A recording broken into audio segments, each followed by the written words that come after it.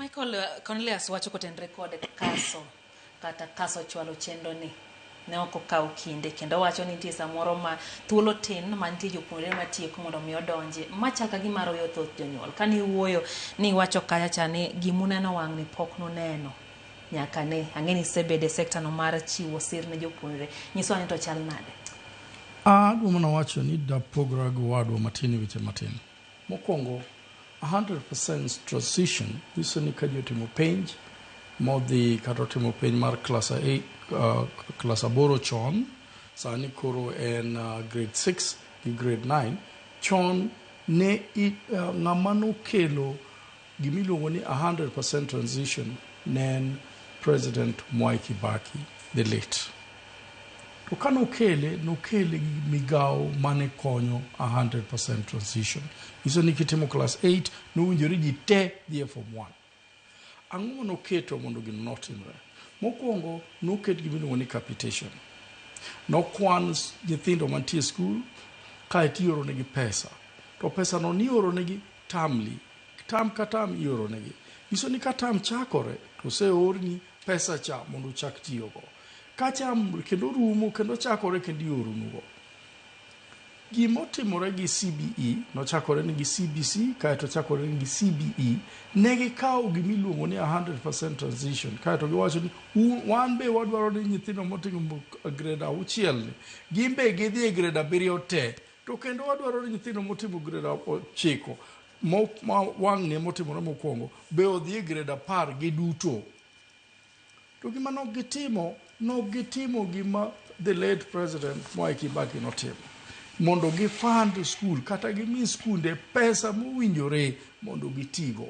Ng'eni secondary school kuom mokwongo e ndalo higni temo ma education system osebede e pinyni ni nyocha gionge gi form 1. Nyiso ni classes higa mokadho ne onge classes mang'eny kabisa. Sana ng'iyo ni skunde moko o admit 400 nyithindo 400 nyithindo 600 moko o admit nyithindo 400 ng'eni classes magobedo admitted gote last year kata higa mokadho nyocha onge ng'ama nitie classes go. Nyiso ni pesa be nyocha onge skunde nikech form 1 nyocha onge.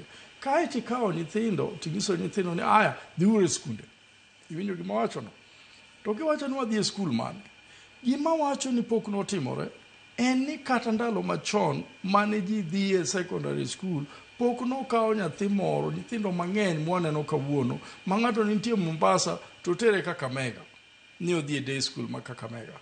Ng'ato nitie Kisumu to tere Mombasa ni odhi e day school ma Kisumu. To Kisumu Mombasa no kodake.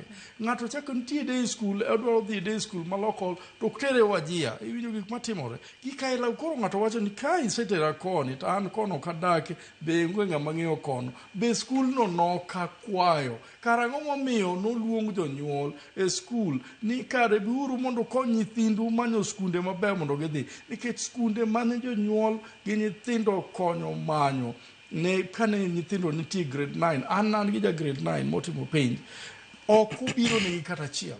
Koro karang'o mane timo kacha ne en gima ni ketho saa mar jonyuol koso ne en gima ne giseng'eyo ni gidhi timo gi AI mondo e computer mondo AI no ema biro miyo nyithindo kuonde ma gidhiye. Mane confusion mobedo. Ta ahinya inwang'o ka kendo skunde moko be wacho ni unumiyo wa 200 nyithindo 200 wan ok odwar nyithindo 200 wan odwa kawo 100 kata odwa kawo 50 kata wan ok wakawo nyithindugo. Iwinjo gima timore. Kae to sirikal be wuok ka wacho ni skul ni wadhi miyo kama to jonyuol be wacho ni wan koro kotere nyithindo kanyo kok idwar to wan modong' gi nyithindo dala. Iwinjo gima timore. Ok ni ok gidwar tero nyithindo skul. De giyier ni mondo giter nyithindo skul. Lakini kitere skul ma kuma pok nodhiye idhi konye nade to pes boarding no onge go. Kitere skul ma day school to en odwaro dhi boarding school idhi konye nade. Mane omenano kiseyudo ka sirikal nyaka nyocha GAP en ni wa extend portal mondo portal no mondo yaw. To portal no be kidhiye inyisi mana deadline ok nyisi kaka inyalo timori nade yudo skul moro. Magi confusion mosebedo ka nikech onge tiende mondo extend deadline gi dhok e baraza kendo in minister, kendo in PS, i extend, to ka ng'ato dhi e portal kucha, nikech portal kucha mowinjore loke, to koro konyal, gimono kacha en mana deadline kuma gino biro rume. Gise extend ema kata kawuono pod gi extende, ikia no biro rumo kanye. Ang'o momiyo wa extend gini? Kidwa mondo nyithindo obed gi 100% transition, wek loro portal, we open, mondo ng'ata madwaro odhiye to yude. Ok ni wacho to ka gidhi computer to kinwang' gima timore. Nyiso ni gima sirikal wacho gi gima practical owinjore timre ok timre.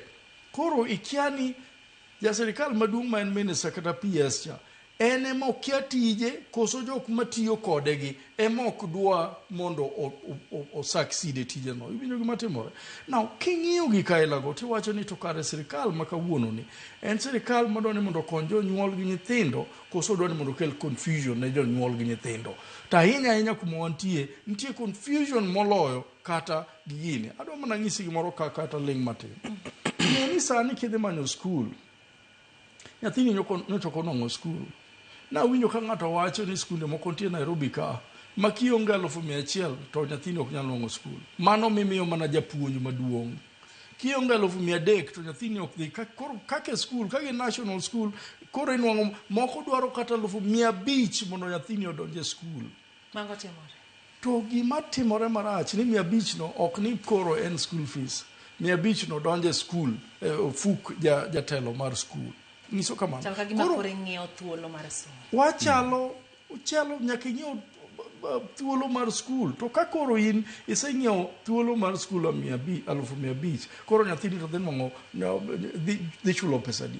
Mane momiyo wan gi shida kata magi miluongo ni school fees nyaminwa. Inwang'o ka school fees ondiki ni en 50,000, to kidhi adhiya chieng' miripot e school ni pum, ting'isi ni development, pesa ma development be wadwaro ka, pesa ma security be wadwaro ka, nitachule nade, okachule account mano ndike na wabro mi account moro, account no be okiwinjore kete nikech ibro nene. Wasebedo kuma koro school dwa bedo mar ohala ne jogo matiye school no moloyo nyithindo mowinjore gi puonj. Tok gi par ni nyithindwa mang'eny gin nyithindo mok nyal.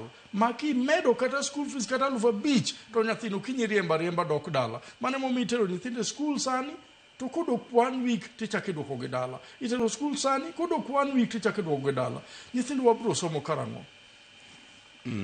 Koro adwa wuoyo wach maka